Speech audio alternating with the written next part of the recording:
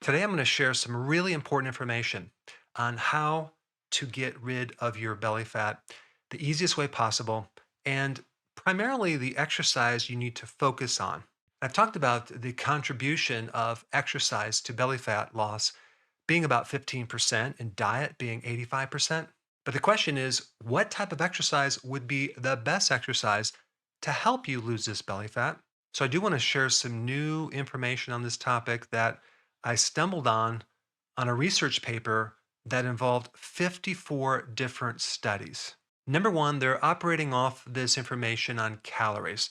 In their mind, they think that body fat equals calories in versus calories out. So the lower amount of calories they intake, the greater the body fat.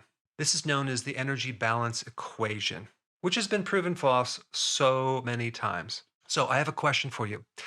If you lower your dietary calories, what happens to the rate at which you burn those calories? Well, unfortunately, it adapts, it adjusts to your calories.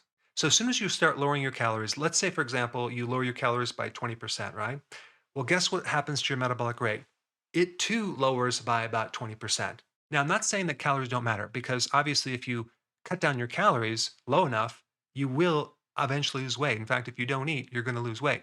But the question is it sustainable? Can you do it for how long? Eventually, you're going to need to eat. And let's say you do lose your weight and hit your goal, then what? Do you keep doing the same thing over and over again? How do you maintain this weight? And the other question is, are all calories fattening? And the answer is no. You have to look at calories from the viewpoint of how your hormones influence these calories. The next problem is something called the set point. So let's say you lose weight, right? And you go on a diet and you lose the weight, and for some reason, you can't seem to get below a certain weight. Let's say it's 155 pounds.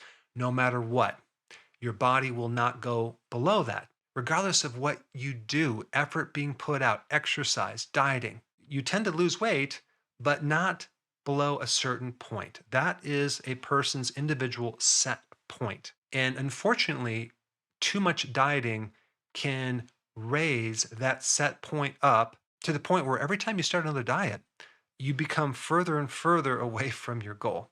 And then we have the problem of exercise. What is the best exercise that will maximize and be the best strategy to leverage the maximum fat loss from your midsection? If you end up doing the wrong exercise, it can be devastating. You're going into the gym week after week, just spinning your wheels, not really getting anywhere. So, before we get into the first exercise that we need to get you into, the most important thing that you need to know is that we have to first switch your body to burn fat, okay, as your primary fuel source. There are two fuel sources. One is sugar, the other is fat. And so many people end up mistakenly just burning sugar fuel, and their body is running off the calories of the meal that they just ate. And so they never have a chance to tap into their actual fat. We want the body to run on fat not just when you're sleeping, but between your meals as well. And whether you burn sugar or fat really depends on one hormone, and that is called insulin. If insulin goes up, you will not burn fat. You're only going to burn sugar. If it goes down, your body will then burn fat. You have to realize that the fat on your body is a survival mechanism, and it's very unnatural for your body to actually burn fat in the first place. It doesn't like burning off this fat. It likes to retain fat, especially in your midsection. But you can leverage certain pieces of knowledge to get your body in fat burning by simply understanding the hormone influence over certain calories. So if we take the type of calories, you have carbohydrate calories, you have protein calories, and you have fat calories. So out of all three of those type of calories, there's really only one type of calorie that increases insulin. Believe it or not, the fat calories do not influence insulin of any significant degree. But on the flip side, it doesn't mean that you can just start eating unlimited amounts of fat and lose the weight. That's not going to happen.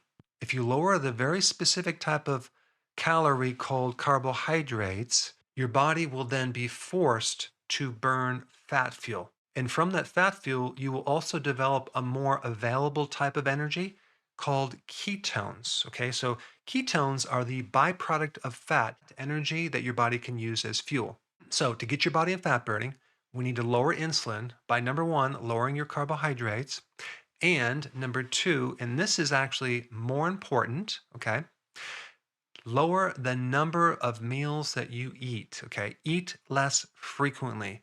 This is called intermittent fasting. So I had a friend who did the ketogenic diet, right? And he said it doesn't work. And I said, what are you doing? Well, I went on low carb, right? I'm eating all this fat. I'm eating all these keto fat bombs, which are these cookies made out of fat, and I'm eating them all day, and I'm actually gaining weight. So obviously, you missed the other key component, which is intermittent fasting. It's necessary because of this very important information that a lot of people don't understand. So, if you've checked out, I want you to check back in right now because this is very, very, very important. In addition to the carbohydrate increasing insulin, eating in general will increase insulin. So, that little snack that you had, eating between meals, is very, very, very bad. So, to make this successful, you must not only lower your carbs, you must eat less frequently. This is called intermittent fasting. You want to do them together. If you do that, you'll get into fat burning. And between the meals and at night, you will be burning fat fuel. So, you'll be eating your own fat between the meals. And what's really cool about that is that your appetite goes away. You will not be hungry between the meals, which will make it very easy to do long term. Plus, you won't have cravings versus the other way, it's going to be torture because you're going to be hungry. You're going to want to eat every hour and a half. You're going to want to snack. It's disastrous. Now, there's one more thing that you need to know, and this is another really, really important piece of information. When you start adapting into this fat burning or ketones, it takes about 2 days. Well, if you eat a tiny amount of carbohydrate calories, guess what can happen? That piece of bread or half a glass of wine can literally pause this whole program and stop fat burning for 2 freaking days. So this could be very, very depressing, especially if you're doing mostly good, but you just have a little bit of certain things too frequent, like every other day. And so the second most important thing you need to know is consistency. Okay. Staying very, very consistent with this program. This means doing it 100%. If you do this consistently, your body is going to get in this very interesting state called the fat adapted state, where your body is very, very efficiently now a fat burning machine. This is very important because if you get into this state, which by the way does take some time, it can take up to a month to get into this state. It's going to correct something called insulin resistance, which most people have, and it is the real root cause behind stubborn weight, especially in your midsection. So you're going to actually correct a bad metabolism or a slow metabolism by getting into this fat adapted state. But to do that, you have to be consistent. Correcting insulin resistance is going to be huge because now things are going to get easier and easier. So then when we add the exercise, which is the next point, it's finally going to be something that really works for you. As a side note, since we're talking about insulin resistance, there's a couple other things that you can do. Very simply, just add 1 tablespoon of apple cider vinegar to your water and drink that 2 or even 3 times a day. Put 1 tablespoon and then drink that with a straw. Apple cider vinegar greatly improves this insulin resistance. That one little tiny change can actually create a big effect on not just your weight, but if you have any liver fat, it can help reduce fat off your liver. It can help balance your blood sugars. Number three, let's talk about the exercise. And this is based on this study, which I'm going to put down below. But it's not really just one study. It's just a kind of like a review of 54 different studies on this one topic, which we're going to call walking. Walking actually can help you burn more fat off your midsection than doing this higher intense exercise. But I need to explain the details of this. I'm not saying not to do high intense exercise, but you're going to get more benefit out of doing walking than the higher intensity type exercise. Even though I do recommend doing high intensity interval training, okay, with the walking, but the high intensity interval training tends to improve certain hormones. It tends to spike growth hormone, testosterone. It's essential for growing muscle. But as far as fat burning, you're going to be more successful from the walking. Now, when you walk, you're doing a type of exercise that is lower intensity, okay? And the first 30 minutes, you're going to burn up kind of the stored sugar in your body. That's called glycogen. And then after 30 minutes, you are going to be burning pure fat. So obviously, we want you to walk at least an hour, maybe even more than that, up to 2 hours per day. Now, I'm just talking about going for a walk. I'm not even counting all the other steps that you're walking through the day, which could add up to a lot. But typically, walking only really burns like 200 to 300 calories per hour. And that doesn't seem like a lot. But when you are walking, you are reducing cortisol, which is stress. You're clearing out cortisol and adrenaline, which is a huge barrier to losing weight. Walking greatly, significantly improves insulin resistance.